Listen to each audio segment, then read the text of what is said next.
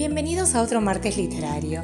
Hoy vamos a escuchar una poesía de María Cristina Ramos, Casa Grillo.